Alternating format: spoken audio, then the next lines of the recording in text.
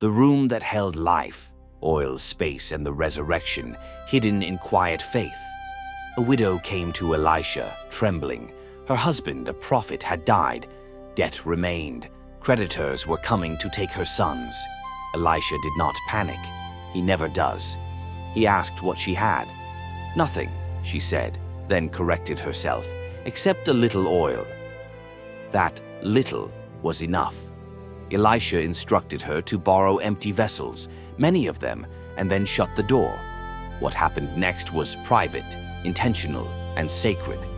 Oil flowed until every vessel was full. Time passed. Elisha traveled on, passing through the quiet hills of Shunem, where daily life moved with the rhythm of harvests and hearth fires. There lived a woman unlike the others. Scripture never names her, yet heaven remembers her clearly. She was described simply as great, not for her wealth alone, but for her discernment. She noticed what others overlooked. Whenever the prophet Elisha passed through her town, she watched him closely. His words were measured. His presence carried weight. He did not strive to be impressive, yet something holy followed him like a shadow. She said to her husband, "I know that this is a holy man of God who passes by us continually." She did not say famous. She did not say powerful. She said holy. So she did something quietly radical. She did not ask him for a blessing. She did not request prophecy. She did not seek miracles. She made space. On the wall of her home, she built a small upper chamber, simple, intentional, set apart. A bed, a table, a lamp, a place where the presence of God could rest. Hospitality became her act of faith. She honored what she discerned before she ever received anything from it. And heaven took note. One day, Elisha asked what could be done for her in return. She stood content among her people, lacking nothing she dared to name. But the prophet, seeing with eyes sharpened by God, discerned what even she had learned to live without. A child. Her husband was old. Time had closed the door. Hope had been folded away. Elisha spoke anyway. "At this season, about this time next year, you shall embrace a son." The words startled her. Hope can wound when it has been buried too long.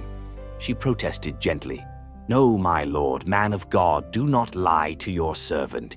Yet the word stood, and in due time the impossible cried its first breath in her arms. The room she built for God had become the womb where promise lived. Years passed, the child grew. One day, under the burning sun, working in the fields with his father, pain struck him suddenly, violent, inexplicable. He was carried home, laid on his mother's knees until noon, and then he died. Here is where the story becomes holy ground. She did not scream. She did not summon neighbors. She did not prepare the body for burial. She carried her dead son upstairs to the very room she had built for God and laid him on the prophet's bed. Then she shut the door. What God births, only God can revive. She set her face toward Mount Carmel. When her husband asked why she was going, she answered only, "It is well." Not because it felt well, but because faith does not deny pain, it directs it. She did not speak to servants. She did not explain herself to doubters. She went straight to the source. When she reached Elisha, she fell at his feet, not in drama, but in truth. The grief she had held with iron discipline poured out. "Did I ask my Lord for a son? Did I not say, 'Do not deceive me'?" This was not unbelief. This was covenant honesty. Elisha returned with her. Entering the room, he shut the door behind them both. No audience, no spectacle. Resurrection is not a performance. It is an intimacy. He prayed. Then he did something strange, something deeply human and deeply prophetic.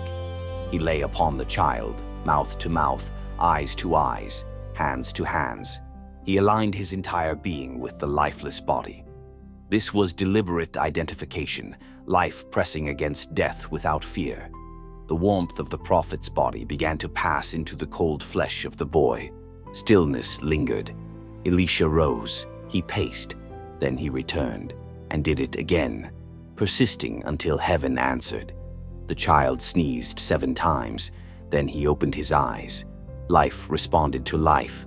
When Elisha called the woman, she fell at his feet again, but this time in awe, not anguish. She took her son in her arms, the weight of resurrection pressing against her chest. The room she built for God became the chamber where death was reversed. This is the mystery of Shunem. She made space without demanding reward. She received promise without grasping. She faced loss without surrendering hope. And because she honored the presence of God, God honored her life. To watch more videos, please subscribe, turn on your notification, like and share. Thank you for watching.